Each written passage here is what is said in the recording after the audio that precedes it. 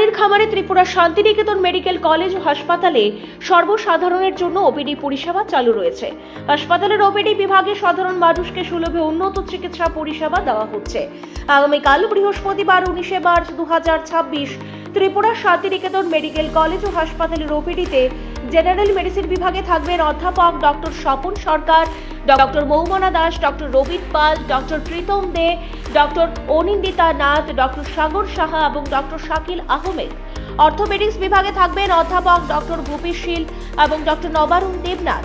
শিশু বিভাগে থাকবেন অধ্যাপক doctor Tapas Ghosh, doctor Amitabh Chakraborty, doctor Nilanjan Majumdar এবং ডক্টর অনুভব ঘোষ।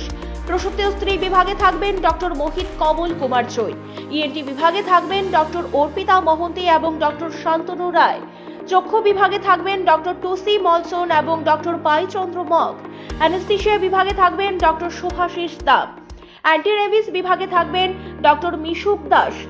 জেনারেল সার্জারিতে থাকবেন ডক্টর দেবদীপ দেবনাথ, ডক্টর মিমানি দে এবং ডক্টর শ্রাবণা চৌধুরী। ডেন্টাল বিভাগে থাকবেন ডক্টর দীপরাজ দালাল। ফিজিওথেরাপিতে থাকবেন অরিন্দম বিশ্বাস এবং সীমা সাহা।